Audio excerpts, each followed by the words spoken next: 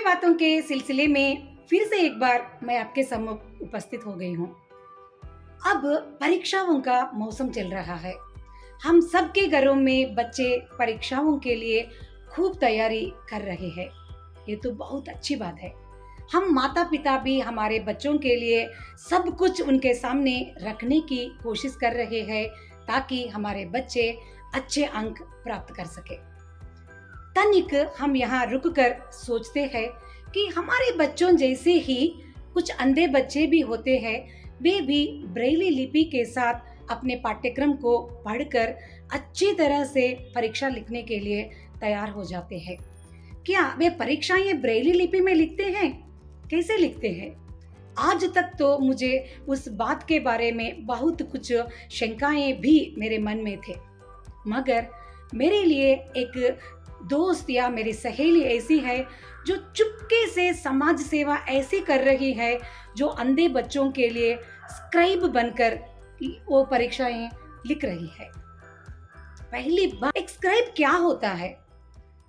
अंधे बच्चों के लिए उनके पास बैठकर उनकी परीक्षाएं लिखने वाले व्यक्ति को स्क्राइब कहते हैं। और मेरी सहेली सुमा सत्यमूर्ति यह काम अनेक वर्षों से सुचारू रूप से कर रही है। ना तो वह किसी की प्रशंसा के लिए वह काम नहीं करती, सिर्फ और सिर्फ अंधे बच्चों के लिए सहायता करने के लिए कितना भी दूर शाला हो या कॉलेज हो, वह अपने घर से छोड़कर 1 घंटे की सफ़र भी वो तय करती है और उनके लिए काम करके आती है। यहाँ हम सबको कुछ समय रुककर सुमा जी से मिलना ही होगा और स्क्राइब बनने के लिए उनकी प्रेरणा क्या है और हमारे लिए स्क्राइब बनने लायक कुछ व्यक्तियां हो तो कैसे बन सकते हैं। इन सारे प्रश्नों के लिए सिर्फ सुमा जी हमें उत्तर दे सकती है। हम सुमा जी को बुलाते हैं और उन्हीं से अनेक प्रश्नों के लिए उत्तर जानने की कोशिश करेंगे। नमस्कार सुमा जी। नमस्कार। तो आप बताइए कि स्क्राइब बनने के लिए आपके कौन सी प्रेरणा आपके मन में आई, या तो स्क्राइब बनने के पीछे आपके मन में कौन कौन से विचार थे? 4 साल पहले जब मेरी बेटी एक अंधे बच्चे के लिए एग्ज़ाम लिखने गई, तो वो आके मुझे बोलती है कि मुझे बहुत अच्छा लगा और उसने उस लड़के के साथ बहुत टाइम बात किया। तो उसको ये पता चला कि उस लड़के को पिछले साल एग्ज़ाम नहीं वो लिख पाया क्योंकि उसको कोई स्क्राइब नहीं मिला। तो उस लड़के ने बहुत पेनफुली, बहुत दर्द से बोला कि मेरा 1 साल वेस्ट हो गया। तो मेरी बेटी को वो बात बहुत मन में चुभी कि हमको टाइम मिलता है, घर में माता पिता सब करते हैं, हमको एग्ज़ाम जाके लिखना उतना मुश्किल नहीं है, बट वो बच्चा उसको स्क्राइब के ऊपर ही डिपेंड करना है कि अगर स्क्राइब नहीं मिला तो मुझे मैं ये एग्ज़ाम नहीं लिख सकता। पूरा 1 साल व्यर्थ हो जाता है। उसका व्यर्थ हो जाता है। तो मेरी बेटी मुझे आके बोली, आपके पास भी अगर किसी भी दिन समय मिला तो आप भी क्या जाके वो एग्ज़ाम लिख सकती है, उसने पूछा।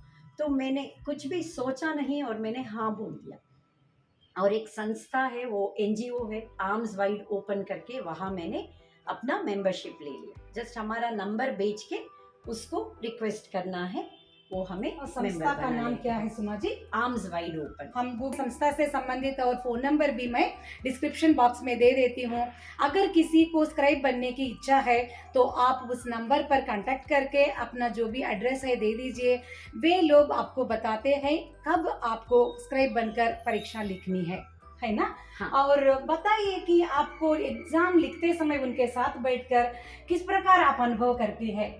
बहुत बच्चे बहुत अच्छी तरह पढ़ लेते हैं, वो ऐसे फ्लो कैसे आ जाता है। कभी कभी मेरा लिखने का स्पीड उसको कम पड़ जाता है, उसके माइंड में सब आइडिया आता रहता है। कोई कोई बच्चे थोड़ा डिफरेंट होते हैं, उसको थोड़ा समय देना पड़ता है। हम बहुत पेशेंटली, बहुत ही सहनशीलता से उससे पूछते हैं कि तुम्हें अगर कुछ याद हो तो ये बताओ, वो बताओ।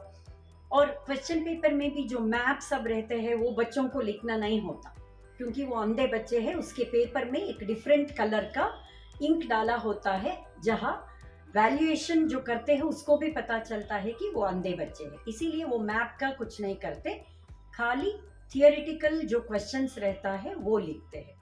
तो हमें बहुत सहनशीलता से उसके साथ ऐसे गुस्से से तुम्हें कुछ नहीं आता क्या, ऐसे कभी भी बोलना नहीं चाहिए। तो जब हम पेशेंटली पूछते हैं तो वो स्लोली बताते हैं, और उसको 1 घंटा ज़्यादा मिलता है। हमको अगर 3 घंटे मिलते हैं नॉर्मल बच्चे को, उसको 1 घंटा, क्योंकि उसके बोलने के बाद हमें लिखना पड़ता है। कि दोनों इसीलिए लोगों के बीच में वो समय को हाँ, हमें ध्यान रखते हुए हाँ, 1 और घंटा एक्स्ट्रा दिया एक और जाता है। घंटा, आधा घंटा या 1 और घंटा अगर बच्चे को चाहिए तो वो भी दिया जाता है।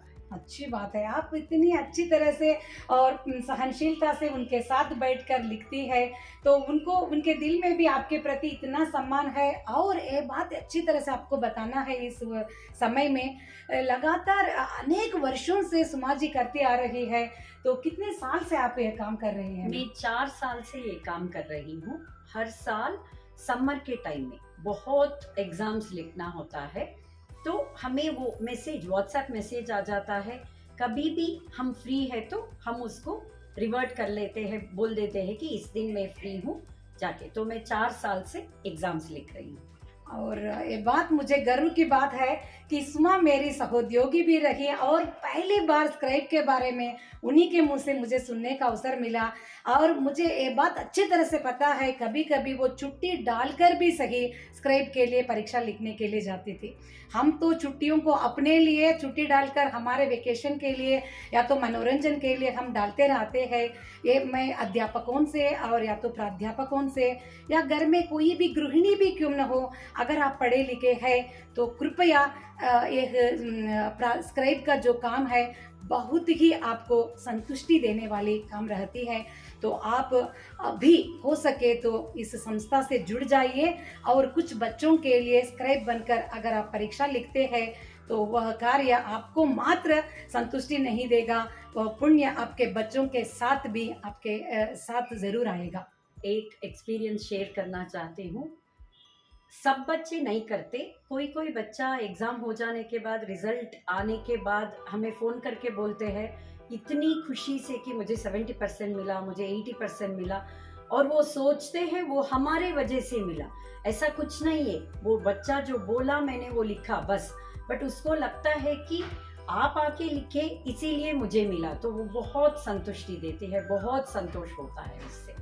इधर मुझे एक इम्पॉर्टेंट एक सवाल मैं आपसे पूछना चाहती हूँ, क्योंकि बच्चा आंसर दे रहा है, उत्तर आप लिख रही है।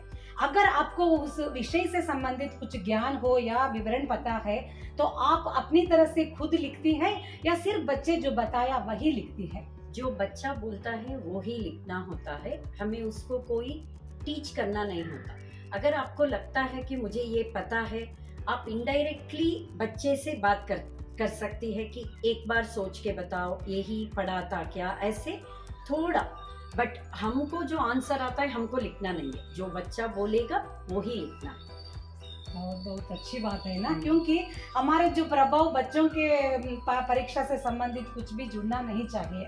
तो यह तो बहुत उत्तम कार्य आप कर रही हो सुमा, तो इसके लिए मैं तुम्हें तहे दिल से धन्यवाद अर्पण करती हूँ। और यही एक अच्छा काम, आपके वजह से कई लोगों को आप प्रेरक शक्ति के रूप में आज वीडियो में मुझे संदर्शन दिया, इसके लिए भी मैं धन्यवाद अदा करती हूँ। धन्यवाद। धन्यवाद।